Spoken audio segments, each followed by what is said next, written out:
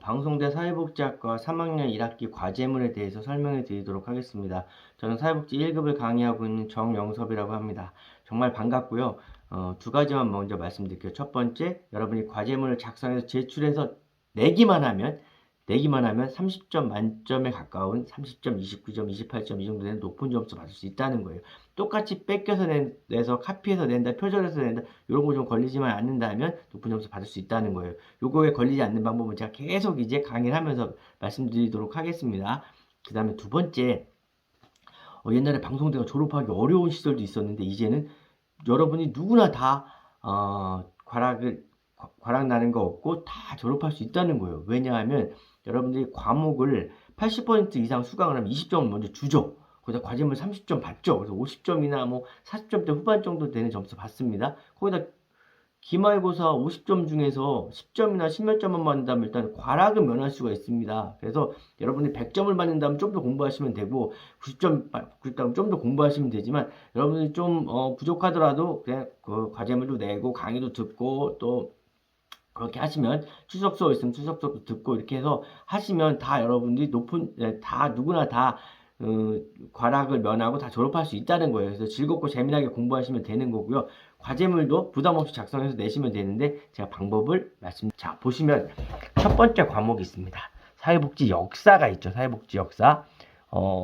두 개인데요. 크게 첫 번째는 10점, 두 번째 건 20점입니다. 첫 번째 문제는 사회복지 역사 교과목을 들으면서 수강하면서 본인이 가장 흥미로운 사건이나 장면이 있다면 그걸 소개하고 그 왜 정말 흥미로웠는지를 서술하는 거예요. 쓰는 겁니다. 그래서 여러분이 어려우실까봐 그러면 흥미로운 사건이나 장면은 뭐가 있느냐 강의에 나오는 것들입니다. 뭐 인클로저 운동, 프랑스 대혁명 같은 그런 스피넷랜드 제도 같은 굵직굵직한 사건이라든가 내용도 좋고 아니면 세부적인 장면도 좋습니다. 거기 나와 있는 이런 장면은 좀 내가 너무 흥미롭다. 사람을 잡아먹는 양이라는 요거 주제가 너무도 재밌었다. 뭐 이런 걸 쓰는 겁니다. 아니면 여기 프로크루스테스의 침대라는 게 좀 발음도 좀 어렵죠. 이거 그리스 신화에 나오는 인물인 프로크루스테스에 대한 얘기인데 이게 이 사람이 이제 사람이 아니죠. 이 신화 속의 인물이 지나가는 행인을 잡아서 침대랑 길이를 재봅니다. 그래서 침대보다 더 길다면 사람이 더 길다면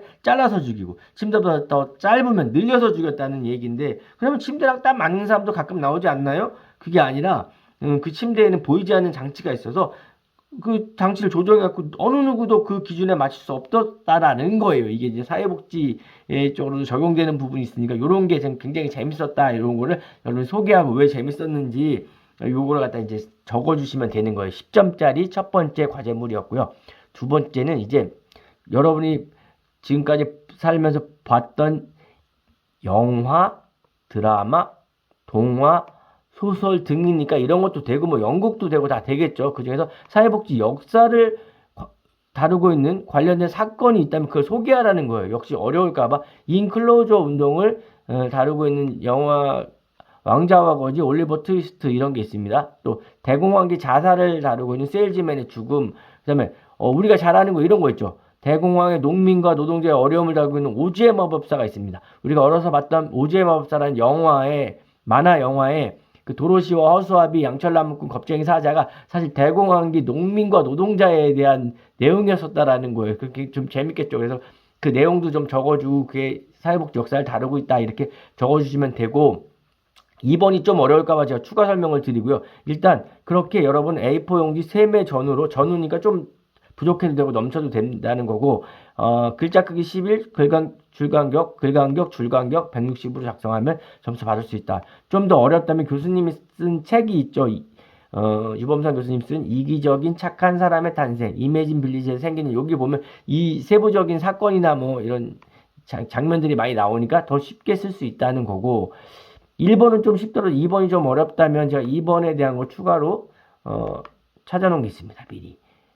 여기 여러분들이 만약에 영화를 다룬다면 영화가 소설을 영화로 만든 분노의 포도 1940년에 만들어진 건데 대공황기에 일자리가 없어서 캘리포니아로 이주해야 된 소장농에 대한 이야기인데 이주하다 보니까 가혹한 생활 조건, 착취, 막 음식 같은 거 그래서 이 필수품 같은 게 없어서 정부의 지원이 필요하다 뭐 이런 걸 다루고 있는 영화 이런 걸 찾아서 쓰셔도 되고, 여러분이 지금까지 봤던 거 아니라 지금이라도 보셔도 됩니다. 그 다음에 드라마 같은 경우에는 이제 다운튼 앱이라고 2010년에서 15년도에 방송된 드라마라고 합니다. 이거는 영국을 그게 귀족과 하인들의 삶이라든가 계급, 가난 이런 사회복지 주제를 다루고 있다라는 거니까 이런 거를 찾아서 쓰셔도 되고, 또 동화 같은 경우에 신데렐라도 이제 의붓 그 가족들에게 학대당하고 막 그래서 무조에 막 요 정도의 도움에 의존해야 되는 건데, 고아나 방치된 아이들의 그 어려운 환경이나 이런 걸 다루고 있다라고 하니까 사실 이게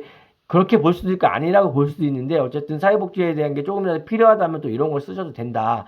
그 다음에 소설도 있고 영화로 만들어진 게 있죠. 찰스 디킨스의 소설 올리버 트위스트가 있죠. 이건 영화로도 만들어졌는데, 요거는 영국의 그 노역장에 끌려가서 어린 고아들이 이제 이야기 뭐 그러니까 밥을 먹는데 그 밥을 너무도 조금 줘가지고 너무 배고파서 더 달라고 하는 그런 장면들도 나오죠. 이런 것들을 찾아서 쓰시면 된다는 거예요. 그래서 작성해서 내면 다 누구나 다 좋은 점수 받을 수 있죠. 두 번째, 사회복지와 인권이 있습니다. 사회복지와 인권. 요거는 요것도 역시 두 문제인데, 첫 번째 세계 인권 선언문이 있습니다. 그 중에서 인권 선언문 중에서 사회, 경제, 문화적 권리를 나타내는 조항을 쓰고 거기 사례를 기반으로 한번 설명해 보라는 거예요. 그래서 세계 인권 선언문이 뭔지 알아야 되겠죠. 1948년 12월 10일 유엔 총회에서 채택됐는데 2차 세계대전 동안에 많은 만행과 비극 그리고 사람들이 막 많이 죽었죠. 고문도 당하고 죽고 해서 국적을 불문하고 모두가 이 정도는 지켜야 된다는 윤리적 기준이 있어야 되겠다고 생각해서 채택이 된 겁니다. 이 중에서 우리가 사회, 경제, 문화적 권리는 22조부터 나와 있는데 22조는 전반적인 내용입니다. 이 조항 그대로 보면 여기까지가 조항 그대로인데, 사회 구성으로서 사회 보장을 받아야 된다. 경제적, 사회적, 문화적 권리를 실현할 자격을 부여받는다. 국가의 노력과 국제적 공조 그리고 각국의 조직과 자원을 근거로 이루어져야 된다. 그러니까 우리가 국가에서 사회보장 제도나 이런 걸 통해서 안전한 생활을 할 수 있도록 하고 교육도 받을 수 있고 인간은 존엄성과 자유로운 발전을 위해서 받을 수 있는 권리가 있다라는 거예요. 이런 것들을 이제 22조에 대한 다루는 내용도 쓰시고, 23조는 노동권에 대한 거예요. 마음 놓고 일할 수 있도록 차별 없이 일하고 이런 노동조합도 만들 수 있는 권리인데, 여기 1조부터 4조에 그게 나와 있습니다. 이것도 이제 해당되는 거고요. 24조 휴식과 여가에 대한 권리입니다. 쉬는 것도 중요하다는 거죠. 그래서 노동도 해야 되고 일도 해야 되지만 휴가도 받고 여가도 즐길 수 있는 권리가 있다. 25조 의식주의 권리와 생활 수준이 보장돼야 된다는 거예요. 적합한 생활을 누릴 권리가 있다. 그래서 두 가지 항목이 있는데, 여러분 내가 세부적으로 다루지 않았는데 여기 찾아보시면 그런 내용이 나옵니다. 의식주 권리에 대한 거, 어머니와 아동도 이제 보호받을 권리가 있다 이런 거고요. 26조는 교육을 받을 수 있는 권리, 무상교육, 의무교육, 기술교육, 고등교육 이런 거 받을 권리가 있다. 후진국일수록 의무교육 같은 게 잘 안 돼 있는데, 독일 같은 경우에는 이제 대학교까지 무상교육으로 돼 있죠. 그래서 이렇게 기본적으로 사람은 누구나 다 이렇게 교육을 받을 수 있는 권리가 있다. 27조 문화생활에 참여할 권리가 있고 지적재산권을 갖고 즐거운 생활을 할 수 있는 그런 권리가 있다라는 거예요. 그래서 이런 항목들을 쓰고 거기에 대한 또 예 같은 것도 이제 쓰시고 이렇게 갖고 설명을 하면 됩니다. 각 조항에 대한 걸 사례를 기반으로 설명을 하면 됩니다. 그렇게 하시면 되고, 두 번째 거는 사회, 경제, 문화적 권리를 자신의 삶에 대비해서 삶에 대해 평가해보고 본 권리에 대해 자신의 견해를 서술하라는 겁니다. 뭐 저 같으면 만약에 24조를 만약에 선택했다면, 우리가 노동도 중요하고 일하는 것도 중요하지만 휴식도 중요하다. 휴식이나 여가를 해야 된다. 저도 지금까지 살면서 너무 이제 막 일하고 막 일을 하다 보면 열심히 일하다 보면 휴가나 뭐 여가 이런 거 건강도 생각하지 않았었는데, 우리는 이런 걸 좀 찾아갖고 하는 것도 필요하다. 나이가 먹을수록 더 건강을 잘 유지하고 이렇게 할 수 있는 게 필요하다라는 거, 뭐 이런 걸 찾아갖고 좀 적어주시면 된다. 역시 이것도 어떻게 되냐면 아래 한글이나 MS 워드 사용하면 되고, 분량은 3장 정도면 되고, 표절 판정 시 0점 될 수 있다. 30점 만점이다. 그러니까 여러분이 다 30점 만점에 가까운 좋은 점수 받을 수 있지만 표절이 많이 되면은 0점 받을 수 있다는 거예요. 그게 다른 데 있는 거 인터넷에 있는 자료나 이런 거 똑같이 뺏기면 교수님이 표절한 거는 교수님이 채점할 때 빨간색으로 뜹니다. 빨간색으로 뜨고 표절률 몇 퍼센트 이렇게 나옵니다. 그래서 표절률이 80% 이상, 뭐 90%라든가 99% 이러면 다 자료를 뺏겨온 겁니다. 인터넷에 있는 거 컨트롤 C, 컨트롤 V 이렇게 붙인 거니까 그렇게 하면 점수가 0점이라든가 아주 낮은 점수 받을 수가 있고, 그 외에는 여러분들이 그런 거 다 참고하셨더라도 여러분들이 글을 새로 쓰면 다 높은 점수 받을 수 있다는 거예요. 자, 요게 좀 그 표절에 대한 게 좀 어려우시면 끝까지 강의 한번 들어보시면 제가 마지막에 정리해 드리도록 할게요. 세 번째, 산업복지론입니다. 산업복지론. 이건 한 문제입니다. 2022년 10월 평택 소재 제빵 공장에서 노동자 사망 사건이 일어났습니다. 그래서 작업장이 먹고 사는 것만 해결하는 것이 아니어야 함을 상징적으로 보여주는 거다. 이 사고를 예시로 해서 산업복지의 의미를 설명하라는 겁니다.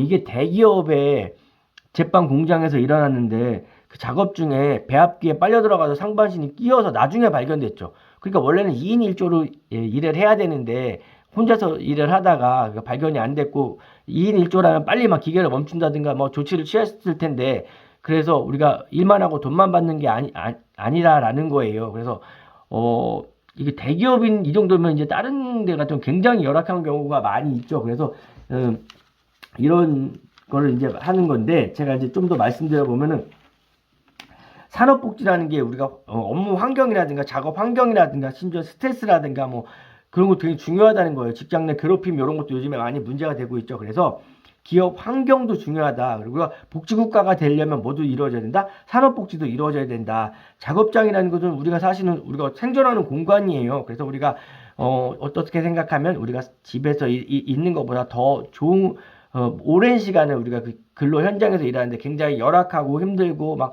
먼지라든가 막 무슨 그 냄새 같은 것 때문에 굉장히 건강 상태가 안 좋아지는 이런 것들도 있기 때문에 그런 부분들을 보면서 산업복지가 잘 이루어져야 된다라는 거, 이런 것을 적어주시면 되겠습니다. 역시 여러분들 이 자료를 충분히 찾아보시고 여기에 대한 설명도 하면서 산업복지의 의미도 한번 쓰시면 되는데, 글자 크기는 이건 12포인트, 줄간격 180 이런 겁니다. 이거 안 지켰다고 점수 많이 감점하진 않습니다. 거의 감점을 안 하거나 뭐 1, 2점 감점하겠죠. 감점해도. 그다음에 A4 4장에서 5장 표지 포함해서. 그래서 그러면 여기서 중요한 건 이 사건에 대한 것도 중요하지만 실제는 산업복지의 의미를 찾아가는 게 이 과제의 핵심이죠. 산업복지의 의미가 뭔지를 이 단편적인 예를 통해서 잘 작업 환경과 뭐 업무 환경이 잘 이루어져야 된다. 이 노동만 하는 곳이 아니다. 우리가 삶을 살아가고 일을 하고 하는 것이다. 돈만 벌려고 하는 것이 아니다라는 것들을 우리가 파악해 나가는 게 필요하다는 거죠. 그리고 여기서 주의해야 되는 게 여기서 지키라고 하는 게 있죠. 서론본론 결론의 기본 구조와 참고문헌 필히 작성하라고 그러는 거예요. 참고문헌. 참고문헌 교재도 참고문헌 될 수가 있고요. 인터넷 자료도 참고문헌이 될 수가 있고요. 다른 책이라든가 이런 것도 참고문헌이 될 수 있습니다. 표절은 학교 시스템에 의해서 점검이 됩니다. 뺏긴 거는 빨간색으로 뜹니다. 나는 학교에 간다. 똑같이 나는 학교에 간다 이렇게 쓰면은 빨간색으로 뜬다는 거예요. 그래서 나는 학교에 간다 라는 똑같은 내용이지만 여러분이 새로 쓰셔야 됩니다. 나는 뭐 공부를 하기 위해서 학교에 가는데 지하철을 타고 갔다. 이렇게 여러분이 새로운 글을 쓰시면 표절에 걸리지 않는다는 거예요. 그래서 작성하시면 되고, 여러분이 좀 어렵다면 교재 1장, 5장, 6장, 7장, 9장을 참고하시면 산업복지에 대한 것들이 나오니까 잘 작성하실 수 있을 거라고 생각하고요. 마지막으로 네 번째 과목이 있습니다. 과제물이 4개나 되네요. 프로그램 개발과 평가, 푸개평이라는 게 있죠. 이거는 근데 주의하셔야 될 게 둘 중에 한 가지만 선택해서 작성하는 겁니다. 첫 번째 걸 선택하셔도 되고 두 번째 거를 선택하셔도 되는데 두 개 다 쓰시면 안 된다. 오히려 감점 받을 수 있다. 첫 번째 걸 선택했다면 지역 사회복지관이 있습니다. 연수 종합 사회복지관 막 이런 게 있죠. 거기에 주요 사업별 또는 서비스별 프로그램이 있습니다. 굉장히 프로그램이 많고 요즘엔 다양화된 프로그램이 있습니다. 연수 종합 사회복지관이 뭐 직원평가에서 우수한 성적을 거뒀다 막 이런 게 나오더라고요. 그래서 거기 인터넷으로 검색해서 들어갑니다. 그래서 그걸 찾아보고 내용도 적어주고, 그 다음에 그 우수 프로그램은 이렇게 해야 되고 프로그램을 개발하려면 이런 프로그램 좀 했으면 좋겠다라는 것들을 쓰셔도 되고요. 이걸 선택하셔도 되고. 2번, 코로나19로 인해서 노인 여가복지시설과 재가복지시설 프로그램을 비교 설명을 하고 프로그램 활성화 방안을 설명하는 겁니다. 노인 여가복지시설은 종류가 세 가지가 있습니다. 노인복지관, 경로당, 노인교실이죠. 어른들이 주로 가서 휴식을 취하거나 이렇게 노는 장소, 이런 장소죠. 여기서 하는 프로그램들이 있는데, 이런 것들은 뭐 우리가 사실은 무슨 글자를 알려드린다든가, 무슨 핸드폰 사용, 컴퓨터 사용, 이런 걸 알려드린다든가, 뭐 도시락 서비스라든가, 뭐 이런 것들, 기본적인 부분들이죠. 경로당에 가서 경로당에 와서 뭔가 요즘엔 알려주기도 합니다. 그런 프로그램이 이제 노인 여가복지시설이고요. 재가복지시설은, 재가노인복지시설은 우리가 재가센터하고 주야간 보호센터를 얘기하는 겁니다. 방문요양, 방문목욕, 주야간 보호, 단기보호, 이거는 재가센터랑 주간보호센터를 얘기하는 거다. 여기서는 조금 이제 재가센터는 별로 프로그램이 없을 거고, 주간보호센터라는 것은 노래도 하고 그림도 그리고 뭐 쿠키도 만들고 운동도 하고 막 합니다. 그래서 체조도 하고 운동도 하고 하는데, 그런 프로그램을 비교 설명하고 어떻게 하면 좀 활성화될 수 있다. 어르신들에게 맞는 프로그램이 있겠죠. 운동을 하는데 너무 심한 운동을 한다든가 이러면 좀 어렵겠죠. 휠체어에 앉아서 할 수 있는 풍선을 친다든가 이런 풍선치기를 한다든가 이런 것도 있죠. 수준에 맞는 것들, 맞는 교육과 또 교재 교구를 잘 개발해서 이렇게 설명하는 거, 이런 게 필요하겠죠. 너무 어려우면 어른들의 참여도가 너무 떨어지고요.